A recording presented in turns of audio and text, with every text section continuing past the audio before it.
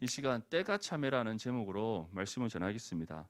저는 이 때가 참회라는 갈라디아서 이제 4장의 말씀에 나오는 이 말씀, 때가 참회. 4절의 첫 번째 보면 때가 참회라는 말씀으로 예수 그리스도의 이 땅에 오심에 대한 진술이 나오는데, 저는 이 구절을 굉장히 좋아해요. 왜냐하면 사실 저는 이전에는 제가 신대원에 입학해서 신학을 배우기 이전에는 때가 참회라는 이 말씀에 대해서 그다지 귀를 기울이지 않았습니다. 사실 있는지도 잘 몰랐어요. 여러분도 혹시 있는 줄 알았어요? 아, 역시 우리 디모데는 수준이 높네요. 아, 다 알고 있었구나. 나만 모르고 있었구나. 네, 때가 참회 맞죠? 여러분들 다 알지만 저는 여러분들 때 몰랐어요. 몰랐는데 제가 이제 신대원 1학년 1학기 때 초대교회사를 배웠는데, 초대교회사 가장 첫 번째 1장의 제목이 때가 참회였어요. 여러분들 기독교의 역사에 있어서 우리가 뭐 구약의 이스라엘 역사도 있지만 실제적으로 우리가 교회사라고 할 때 그 시작은 어디서부터 시작되는가?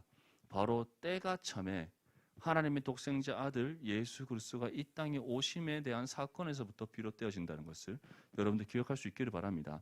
물론 교회사의 앞에 뭐 신구약 중간기의 역사라든지 또는 우리가 예수님이 오시기 전에 있었던 여러 가지 유대주의라든지 그 헬라주의라든지 그러한 여러 가지 역사적인 배경과 바탕도 우리가 배우지만, 그 모든 교회사가들이 이제 기독교의 역사의 시작은 여기서부터 시작이다라고 할 때 그 길을 어디로 지정하느냐?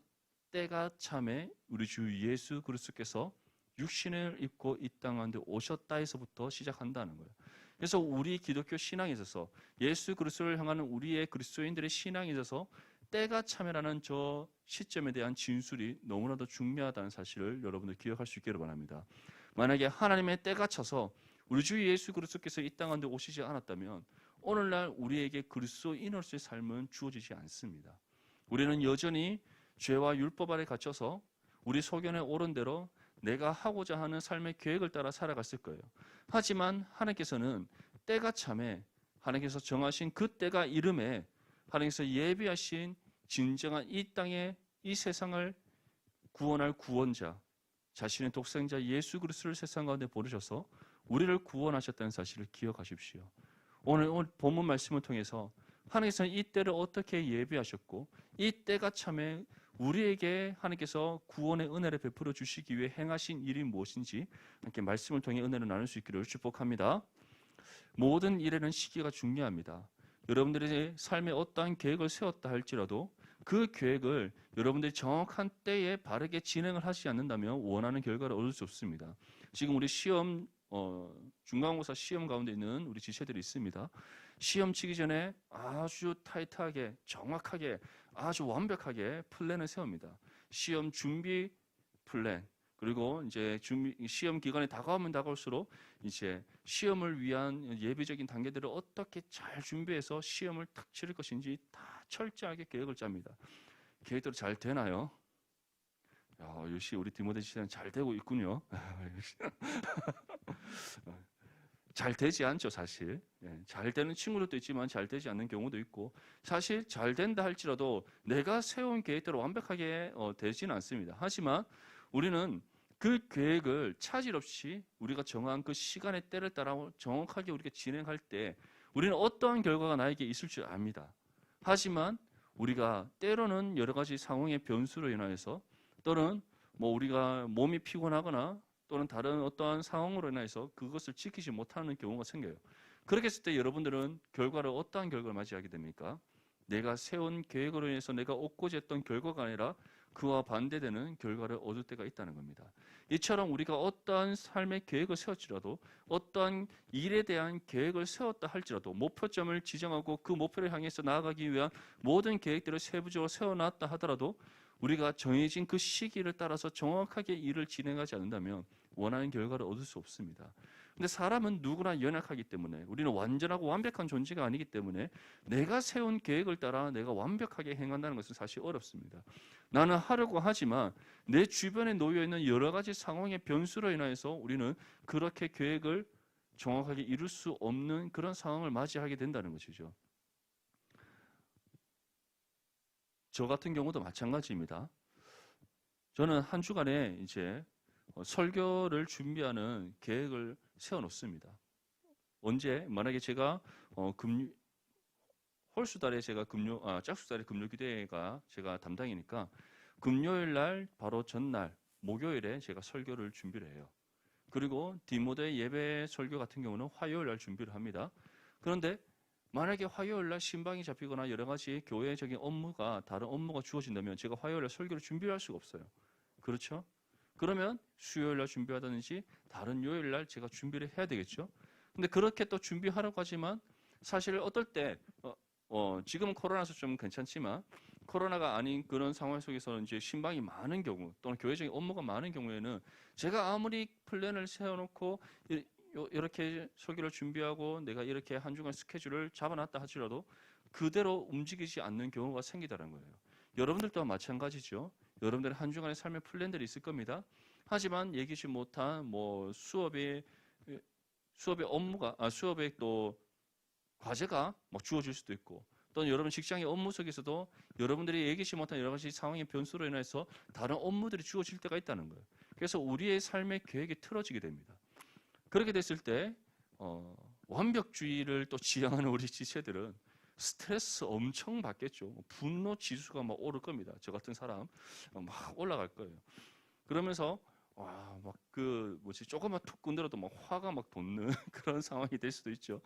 또는 그것과 상관없이 언제나 그때그때 감정에 충실한 우리 지체들은 괜찮아. 물이 흘러가면 물이 흘러가는 대로 산이면 산은 산이고 물은 물이로도 이렇게 지나가는 우리 지체들도 있을 겁니다. 사람마다 다 성격과 기질이기 때문에 받아들여지는 여러 가지 감정은 다를 수 있지만 그래도 우리가 그러한 변수 속에서 내가 세운 계획대로 모든 것들이 다 흘러가지 않는다는 것을 경험하게 된다는 거예요. 근데 이러한 우리와 달리 정하신 때에 세우신 계획을 완벽하게 이루시는 분이 계십니다. 누구시죠? 바로 우리 하나님이시라는 거예요. 우리가 구약 성경을 한 번씩 읽어보면 하나님께서 이러한 표현이 나옵니다. 하나님께서 자기 소견에 옳은 대로 행하는 그 이스라엘 백성들을 보면서 마음에 한탄하시더라. 그러면서 하나님께서 자신의 뜻을 변경시키고 바꾸시는 장면들이 나옵니다. 그럼 우리는 이렇게 생각할 수 있습니다. 하나님은 불변하지 않으시는 분이라 하셨고 정하신 뜻을 반드시 이루신다는 분이라 하셨는데 왜 이스라엘 백성들의 그런 죄악된 모습을 볼 때 그들이 하나님의 뜻대로 순종하지 않는 모습을 볼 때 하나님께서 마음에 한탄하시면서 자신의 뜻을 바꿀까라는 생각합니다. 그런데 우리는 한글 성경으로 보기 때문에 하나님의 뜻을 바꿨다, 하나님의 뜻을 변경시켰다고 하지만 그게 아니라 하나님께서는 오히려 이스라엘 백성이 이스라엘 백성 될 수 있도록 하나님께서 이스라엘 백성들을 통해 이루시려 하시는 뜻이 이루어질 수 있도록 그리고 하나님께서 이 세상을 향한 뜻이 더 분명히 관철될 수 있도록 하나님께서는 그 이스라엘 백성들에게 시험을 주시고 또 징계를 내리시고 그들을 벌하신다는 거예요. 그게 하나님께서 마음에 한탄하셨다, 하나님께서 뜻을 돌이키셨다라는 뜻입니다. 하지만 궁극적으로 보면 그러한 모든 것들을 통해서 하나님께서 어떻게 하십니까? 자신이 세우신 그 계획이 차질 없이 이루어지게 된다는 것이죠. 하나님께서는 아브라함에게 언약을 주시고 난 이후에 너로부터 큰 민족을 이루게 하겠다 하셨어요. 그리고 이제 시간이 많이 흘러서 모세를 통해 하나님께서는 이스라엘 백성들을 출애굽하게 하시고 광야 40년의 세월을 지나 가나안 땅으로 들어가게 하십니다. 그런데 하나님께서 모세에게 율법을 주실 때 하나님께서 무엇이라고 말씀하셨는지 아세요? 성경 말씀 잘 찾아보면 분명히 나옵니다. 너희는 이 율법을 다 분명히 못 지킬 거야. 그래서 너희는 이것을 못 지켜서 나로부터 징계받게 될 거야. 너희들이 이 가나안을 떠나 땅을 떠나 너희가 포로된 삶을 살게 될 것이고 그 이후에 너희가 다시 돌아오게 될 거야. 이미 하나님께서는 레위기 말씀에서 또는 출애굽기, 레위기, 민수기, 신명기 계속 이어지면서 율법에 대한 율법을 주실 때도 그리고 율법에 대한 해석을 주실 때도 율법에 대한 가르침을 주실 때도 그 말씀이 반복적으로 나온다는 거예요. 그것이 무엇을 의미합니까? 하나님께서는 이미 일어나기 이전에 이스라엘의 멸망과 또 포로 이후의 회복에 일어나기 이전에 이미 하나님께서는 율법을 주실 때부터 자신의 뜻이 무엇인지를 우리에게 보여주고 계신다는 겁니다. 그리고 선지서에 가면 어떤 말씀이 나옵니까? 봐라, 너희들이 율법을 열심히 지켜보지만 그것이 너희에게 구원을 안겨다 주지 못하지 않느냐. 너희가 아무리 너희 스스로 구원을 이루러 가지만 불가능하지 않느냐. 그렇기 때문에 누가 필요하다? 하나님의 독생자 아들이신 진정한 이 세상의 구원자 되시는 메시아가 필요하고 그 메시아를 내가 반드시 이 땅 가운데 보낼 것이다 라고 말씀하신 거예요. 오늘 본문 말씀에 보면 이제 그러한 메시아가 언제 어떻게 이 땅 가운데 오셨다라고 말씀하고 있습니까? 우리 4절과 5절 말씀 함께 읽겠습니다. 시작. 때가 참에 하나님이 그 아들을 보내사 여자에게서 나게 하시고 율법 아래에 나게 하신 것은 율법 아래에 있는 우리로 아들의 명분을 얻게 하려 하심이라. 예수님께서 언제 이 땅에 오셨습니까? 하나님께서 이 세상을 구원하시기 위해 보내시고자 예언하신 그 메시아가 언제 이 땅 가운데 오셨다고 말씀하고 있습니까? 때가 참에. 이스라엘 백성들은 그 때가 언제인지 알지 못했습니다. 그리고 그 때가 속히 오기를 간절히 기다렸던 이스라엘 백성들이에요. 얼마나 기다렸던지 그들이 포로기 이후에 예루살렘 성전이 회복되어지고 성벽이 재건됩니다. 그러고 난 이후에 이제 말라기 선지자를 통해서 하나님께 주신 예언의 말씀이 끝나고 난 뒤부터 약 한 450년간의 계시의 중단이 이루어져요. 하나님께서 더 이상 이스라엘 백성들이 직접적으로 말씀을 전하지 않고 하나님께서 선지자를 보내시지 않는 겁니다. 그 기간을 구약이 끝난과 또 신약이 시작되기 그 중간에 역사라고 해서 신구약 중간기라고 하는 거예요. 그때 수많은 또 여러 가지 고통과 아픔의 역사가 이스라엘에서 반복되어집니다. 그러면서 이제 이스라엘 백성들이 어떻게 보면은 더 이상 하나님을 바르게 섬기지 않고 자신들이 만들어 놓은 유대의 전통과 관습을 따라서 율법을 해석하고 율법을 지키고 율법으로 다른 사람들을 판단하고 정죄하고 그리고 자신들만의 유대주의라는 하나의 문화를 만들어 버립니다. 그래서 그 안에 속하지 않고 그러한 문화를 따르지 않는 모든 사람들을 다 정죄하고 그런 사람 배교자로 또는 이단으로 다 치부하여서 그 사람들을 자신의 공동체에서 다 내쳐버리는 거예요. 그러한 사람들이 모여서 살고 있던 곳이 어디냐? 바로 사마리아 성이었고 그리고 헐벗고 굶주린 가운데 살아가던 갈릴리 나사렛이라는 동네였다는 거예요. 근데 그러한 동네에 누가 사셨습니까? 우리 주 예수 그리스도께서 그 땅에서 사셨다는 거예요. 그래서 빌립이 나다니엘에게 주님을 만나러 가자. 그랬을 때 나다니엘이 나사렛에 무슨 선한 것이 있다고 내가 그 나사렛 출신의 그 보잘것없는 그 사람을 만나러 가야 되겠느냐라고 그가 질문을 했던 거예요.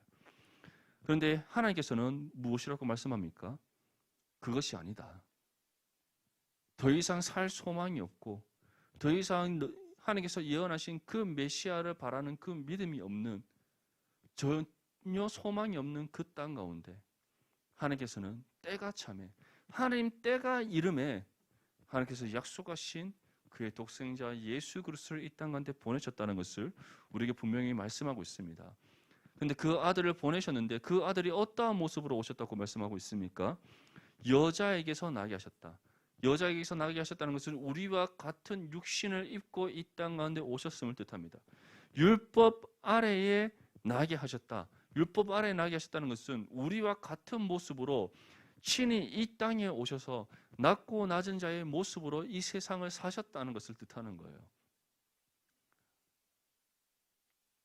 사도 바울은 이 4절 말씀이 오기 이전에 우리에게 다음과 같이 전합니다.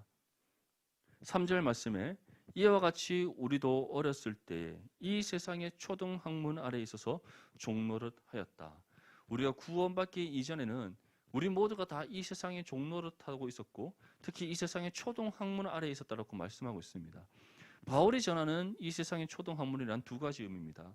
하나는 잘못된 유대주의, 계시가 중과되었던 그 450년의 그 기간 속에서 유대인들이 자신들이 만들어낸 전통과 관습을 따라서 율법을 잘못 해석하고 적용하여서 다른 사람을 정죄하고 판단하는 일에 썼던 그 유대주의, 잘못된 그 유대주의를 뜻하고 또 다른 하나는 바로 이 세상의 학문을 가리키는 거예요. 이 세상의 학문. 오늘날 가장 대표적인 학문이란다면 바로 과학을 들 수 있습니다. 하나님의 존재를 부정하고 눈에 보이고 과학적인 실험을 통해서 증명되지 않는 모든 것들을 다 배격하는 그런 과학들 또는 인문학들, 다 그런 것들, 하나님의 존재를 도저히 받아들이지 못하도록 우리를 계속해서 세뇌시키고 만드는 그런 세상의 학문들, 그런 것들이 우리가 왜 그러한 학문의 아래에 있다고 말하느냐? 그것이 우리를 지배하기 때문에, 그것이 우리를 구속하기 때문에, 그것이 하나님과 우리의 관계를 더 두텁게 단절시켜버리기 때문에 그런 거예요. 유대주의라는 그 잘못된 자신들의 전통과 관습으로 인해서 그들은 하나님을 더 이상 바르게 섬기지 않고 있었습니다. 하나님을 섬긴다 말하면서 실질적으로 그들은 누구를 섬기는 거예요? 자기 자신들, 자기의 전통, 자기의 관습, 자신들이 만든 그 유대주의라는 문화를 그들은 섬겼던 거예요. 우리 또한 마찬가지입니다. 우리가 성경 말씀이 전하는 그 말씀대로 하나님을 바르게 믿고 섬기지 않고 우리가 세상으로부터 배운 그 학문을 우리가 중심으로 삼아서 말씀을 보기 시작하고 하나님을 우리가 신앙하고자 한다면 우리는 하나님을 바르게 섬길 수가 없습니다. 왜 자유주의 신학이라든지 또는 이 말씀을 말씀대로 보지 못하게 만드는 잘못된 그런 신학과 신앙관들이 생겨나는지 아십니까? 우리가 믿음의 눈으로 성경을 바라보는 것이 아니라 세상의 가치관으로 세상으로부터 받은 그 학문의 눈으로 우리가 말씀을 바라볼 때 우리는 이 말씀을 왜곡되게 볼 수밖에 없다는 거예요. 그러한 우리 모두는 결국 구원받지 못한 사람과 똑같다는 거예요. 바울이 그 얘기를 하고 있는 겁니다. 그러한 소망 없는 이 세상 가운데 때가 참에 하나님께서는 예수 그리스도를 이 땅 가운데 보내셔서 특별히 우리와 같은 모습으로 이 세상 속으로 보내셔서 우리의 모든 죄를 대신 짊어지시고 십자가의 죽음과 부활을 통해 우리의 죄 문제를 해결하시고 우리 가운데 구원의 은혜를 베풀어 주심을 분명히 말씀하고 있습니다. 여러분들 한 사람 한 사람도 마찬가지입니다. 우리는 가끔씩 이런 얘기를 합니다. 어떤 예수님의 처음 만났던 그 첫사랑을 우리는 잊지 않아야 된다. 왜 그런 얘기를 하시죠? 왜 그런 얘기를 우리가 주고받습니까? 예수님을 처음 만났던 그 시점이 언제입니까? 그때가 어떠한 때입니까? 우리가 예수님을 인격적으로 만남과 동시에 우리에게 믿음이 주어져서 예수 그리스도를 믿음으로 구원받은 그 날이기 때문이에요. 물론 우리는 그 날이 언제인지 살다 보면 잊어버립니다. 하지만 예수님을 처음 인격적으로 만났던 그때, 그리고 그 나에게 주어졌던 그 예수 그리스도의 십자가의 사랑, 그리고 예수 그리스도를 향한 믿음의 확신, 그를 통해서 내게 주어진 구원의 은혜의 감격과 기쁨, 우리는 그때 그 은혜의 경험은 잊지 않습니다. 그렇죠? 그 은혜의 경험이 있기 때문에 우리는 때로는 세상에서 허랑방탕하게 살아갈 때가 있고 또는 하나님을 떠나 우리가 세상 속에서 방황할 때 있지만 결국 우리가 걸음을 돌이켜 주님께로 돌아오게 되는 이유는 그때 하나님께서 나를 처음 만나주시고 나에게 베풀어 주셨던 그 구원의 은혜의 감격과 기쁨을 우리 마음속에 새겨져 있기 때문이에요. 그래서 우리는 결국 하나님의 그 부르심에 응답하여 세상 속에서 방황하던 중에서도 그 돌아온 탕자와 같이 다시 주님의 품으로 돌아오게 되는 겁니다. 이처럼 여러분들 한 사람 한 사람의 삶 가운데서도 하나님은 때가 참에 여러분들에게 찾아가셔서 만나주셨습니다. 하나님의 때가 이름에 여러분들에게 예비하신 믿음을 주셔서 그 믿음으로 예수 그리스도를 믿어 구원받게 하셨습니다. 무엇보다 이 모든 은혜를 하나님께서는 우리에게 값없이 베풀어 주셨다는 것, 우리에게 거저 베풀어 주셨다는 것, 우리를 사랑하시는 그 사랑 안에서 하나님께서 전적인 은혜의 선물로 우리에게 주셨다는 사실을 여러분들 기억할 수 있기를 바랍니다. 예수님께서 이 땅 가운데 오심 또한 마찬가지입니다. 때가 참에 예수님께서는 하나님 아버지의 뜻에 순종하셔서 이 땅 가운데 오셨습니다. 하늘 영광 보좌를 내려놓으시고 우리와 같은 육신의 몸을 입고 스스로 이 땅 가운데 낮아지심을 자처하셨다는 거예요. 그런데 이 땅 가운데 오시는 그 낮아지심으로 끝나지 않고 어디까지 낮아지셨습니까? 우리의 모든 죄를 짊어지시고 죽음의 자리까지 낮아지시는 그런 희생과 헌신을 우리에게 보이셨다는 거예요. 그리고 그 죽음을 이기시고 부활하심으로써 우리에게 구원을 베풀어 주셨다는 것을 기억할 수 있기를 바랍니다. 바울은 이것이 너무나도 우리의 삶 가운데 중요한 복음의 진술임을 전하고 있습니다. 왜냐하면 여러분들 한 사람 한 사람의 삶 가운데도 하나님의 계획하심이 있기 때문이에요. 하나님께서 갑자기 여러분들 부르신 거 아니에요. 그냥 부르신 거 아니에요. 여러분들 한 사람 한 사람을 통해 이 땅 가운데 이루시고자 하시는 하나님의 뜻이 있기에 여러분들을 부르신 겁니다. 근데 그러한 뜻을 하나님께서 언제 세우셨냐? 세상을 창조하시기 전에, 이 세상이 존재하기 전에 아무것도 없던 깊은 흑암 가운데 홀로 계시던 그 하나님께서 이 세상을 창조하시기 전에 여러분들 한 사람 한 사람을 향한 삶의 계획을 세워놓으셨고 그 계획하심을 통해 하나님께서 자신의 뜻을 이 땅 가운데 이루시고자 하나님께서는 예정하셨다는 거예요. 그 예정하심의 그 뜻 가운데 하나님은 정하신 때 여러분들을 가장 기뻐하시는 방법으로 부르셔서 예배하신 믿음을 통해 예수 그리스도를 믿어 구원받게 하시고 또 구원받은 우리를 하나님 앞에 참된 신앙의 삶으로 살아가게 하심으로써 여러분들을 통해 이루시고자 하시는 그 뜻을 이루어 가시는 하나님이시라는 거예요. 그리고 그러한 하나님의 계획과 뜻은 하나님의 정하신 때에 반드시 성취된다는 것을 성경은 우리에게 말씀하고 있는 겁니다. 바울이 우리에게 전하는 그 때가 참에 우리 주 예수 그리스도께서 이 땅 가운데 오셨다는 그 복음의 진술이 결국은 때가 참에 우리를 부르셔서 구원하시고 우리를 통해 하나님께서는 그 모든 때가 이르면 이룰수록 자신의 뜻을 이뤄 가시는 은혜의 섭리를 우리 가운데 보여주신다는 거예요. 이 사실을 온전히 믿는 저와 여러분들이 될 수 있기를 바랍니다. 지금 혹시 여러분들의 인생의 진로의 가운데 눈을 탁 감고 가르고 있으면 아무것도 보이지 않는 것처럼 깜깜하고 한 줄기 빛도 보이지 않는 그런 절박한 상황 가운데 있습니까? 두려워하지 않기를 바랍니다. 하나님께서는 여러분들의 삶을 통해 이루시고자 하시는 뜻이 있습니다. 저 또한 마찬가지죠. 제가 지난주에도 제가 한번 말씀드렸지만 제가 목사가 될 줄 누가 알았겠습니까? 저도 몰랐고 저희 부모님도 몰랐고 저희 모든 가족들도 몰랐고 제 친구들도 몰랐고 제 주변의 모든 사람이 몰랐어요. 제가 처음에 이제 사역을 한다고 했을 때 주변의 모든 사람들이 무슨 세상에 이런 일이라는 생각을 했답니다. 나중에 그 얘기 들었을 때 기분이 참 좋지 않았지만 어쨌든 그랬답니다. 저도 제가 사역을 할 줄, 물론 저는 이제 그 전에 하나님의 부르심을 소명을 받았지만 결국은 제가 이 길을 갈 걸 알고 있었지만 결국에 이 일이 이렇게 이루어질지라는 것을 제가 상상을 못했던 것은 사실이에요. 할 수만 있다면 되지 않기를 바랐기 때문에.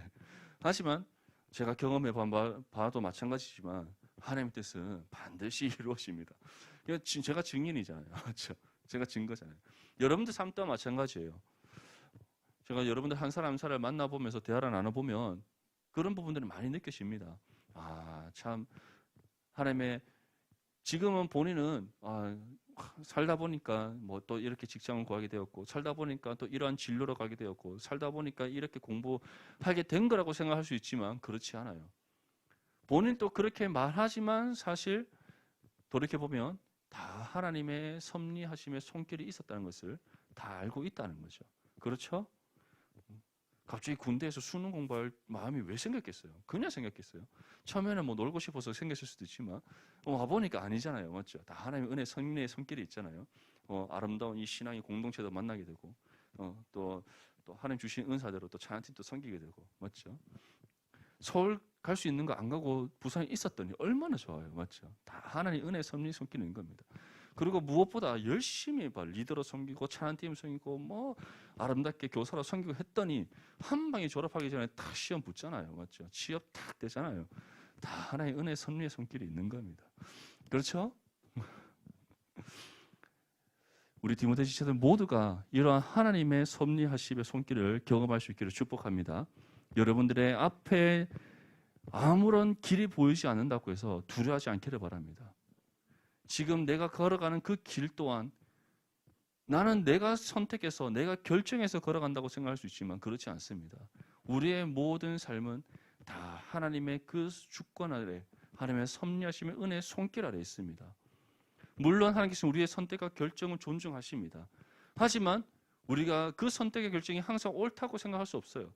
우리가 하나님 앞에 기도하지만 때로는 그 기도 가운데 하나님의 응답하심보다 또는 내 생각에 먼저 앞세워서 내가 섣불리 선택하고 결정할 수도 있기 때문에요. 하지만 그러한 우리의 실수 가운데서도 우리의 그런 불순종 가운데서도 요나를 돌이키셔서, 다시스로 가던 요나를 돌이키셔서 다시 니느웨를 향하게 하셨던 하나님처럼, 또는 연약하고 부족하여서 언제나 상한 갈대같이 자라나 울어 치우치며 흔들렸던 베드로처럼, 우리 또한 그럴 수 있지만 하나님께서는 결국 베드로가 베드로 되게 하시고 요나가 요나 되게 하셨던 것처럼, 우리 또한 그러한 모든 실수와 여러 가지 좌충우돌적인 우리의 삶 가운데서도 하나님의 섭리하심의 손길이 있기 때문에 결국 우리의 삶을 하나님이 원하시는 그 계획하심을 따라 그 뜻을 이루는 삶으로 이끌어 가신다는 것, 그 믿음이 여러분들 심령 가운데 굳건하게 세워줄 수 있기를 축복합니다. 우리 마지막으로 6절과 7절 말씀 함께 읽겠습니다. 시작. 너희가 아들이므로 하나님이 그 아들의 영을 우리 마음 가운데 보내사 아빠 아버지라 부르게 하셨느니라. 그러므로 내가 이후로는 종이 아니요 아들이니 아들이면 하나님으로 말미암아 유업을 받을 자니라. 아멘. 예수님께서 이 땅 가운데 오셔서 십자가의 죽음과 부활을 통해 구속의 계획을 성취하셨습니다. 그 성취를 통해 이제 구원받은 우리로 하여금 하나님께서 주신 두 가지의 은혜의 선물이 있습니다. 첫 번째는 하나님 아들의 명분, 즉 하나님 자녀의 그 신분과 권세가 우리 가운데 주어진 것. 또 다른 하나는 하나님 나라의 유업을 우리가 있게 된 것. 다시 말해 우리가 하나님 나라와 유업을 받았다는 거예요. 그래서 그 유업이 받아졌다는 것은 우리가 이 땅에서 삶으로 끝나는 것이 아니라 예비된 영생을 통해 하나님 나라에서 영원토록 사는 그 은혜가 우리 가운데 주어졌다는 겁니다. 근데 그러한 은혜와 함께 우리가 이제 그 주어진 신분과 권세와 그 모든 은혜를 하나님께서 어떻게 우리에게 확증해 주셨는가? 성령이 우리 가운데 임하심으로써 하나님을 어떻게 부를 수 있게 하셨다? 아빠, 아버지라 부르게 하셨다. 여러분들, 하나님을 향해서 왜 우리가 아버지라 부를 수 있는지 아십니까? 왜 예수님께서 우리를 향해서 내가 너희의 친구라 말씀하셨는지 아십니까? 우리가 하나님의 자녀의 신분과 권세를 받았고 또 하나님의 나라를 유업으로 받은 하나님의 자녀이기 때문입니다. 무엇보다 그 증거로 성령께서 우리 가운데 임하셔서 우리의 삶 가운데 함께 하시기 때문입니다. 그래서 우리는 하나님을 아빠, 아버지라 부를 수 있고 하나님께 우리 주 예수 그리스도를 의지하여 모든 것을 기도로 간구할 수 있는 그 특권이 우리 가운데 주어져 있는 거예요. 그리고 우리가 아무리 하나님 앞에 불순종한다 할지라도, 또는 우리가 때로는 실수하여 넘어진다 할지라도 우리가 낙심하지 않을 수 있는 이유는 성령께서 우리와 함께 하시고 그 성령께서 하나님의 섭리하심 은혜의 손길 가운데 하나님이 우리를 향해 이끌고자 하시는 그 길을 따라 온전히 나아가게 하시기 때문이에요. 그래서 우리는 한 줄기 빛도 보이지 않는 소망 없는 삶이나 여겨지는 그때에도 우리가 소망을 잃지 않고 믿음 가운데 우리가 설 수 있는 이유는 하나님의 섭리하심의 손길이 우리 가운데 함께 하심을 우리는 믿기 때문인 겁니다. 그리고 그러한 믿음을 우리 안에 계신 성령께서 끊임없이 솟게 하시기 때문에 우리는 그 믿음을 잃지 않고 영원한 하나님의 나라에 대한 소망을 붙잡고 그 깊은 흑암 가운데서도 우리는 헤쳐나갈 수 있는 담대함이 일어나게 되는 거예요. 사랑하는 우리 모든 디모데 지체들, 오늘 이 말씀을 통해 한 가지 분명한 사실을 마음속에 새길 수 있기를 바랍니다. 하나님은 때가 참에 우리 주 예수 그리스도를 이 땅 가운데 보내셔서 구속을 성취하시고 우리에게 구원의 은혜를 베풀어 주신 것처럼 우리 한 사람 한 사람을 향한 분명한 하나님의 계획과 뜻이 있다는 것을 기억할 수 있기를 바랍니다. 그럼 그러한 모든 우리의 삶을 향한 하나님의 계획과 뜻이 하나님이 정하신 때에 반드시 이루신다는 것. 우리가 이루어가는 것이 아닙니다. 우리는 단지 순종할 뿐이고 그리고 우리는 하나님을 의지하여 주어진 신앙의 삶을 살아갈 뿐입니다. 그런 우리의 삶 가운데 친히 뜻을 이루시는 분은 하나님이십니다. 때가 참에 이 땅 가운데 예수 그리스도를 보내신 이도 하나님이시요, 또 하나님의 뜻에 순종하셔서 구원을 이루신 이도 예수 그리스도시요, 또한 그 증거로 구원받은 모든 하나님의 자녀들에게 임하시는 성령께서도 하나님의 그 주권 아래 임하신다는 것. 그리고 그러한 하나님의 은혜의 섭리의 손길이 우리 가운데 지금도 함께하고 있으며 우리의 삶을 하나님의 계획하심을 따라 이끌어 가시고 그러한 우리의 삶을 통해 하나님의 뜻을 반드시 이루신다는 것. 그 사실을 굳게 믿고 언제나 하나님께서 말씀을 통해 우리에게 주시는 그 뜻에 순종할 수 있기를 바랍니다. 그리고 그 뜻을 준행함으로써 하나님의 은혜의 손길, 섭리하심의 손길을 통해 하나님의 계획이 여러분들의 삶을 통해 이 땅 가운데 온전히 이루어지고 또 그러한 여러분들의 삶을 통해 하나님께 온전히 영광 올려드릴 수 있기를 주님의 이름으로 축복합니다.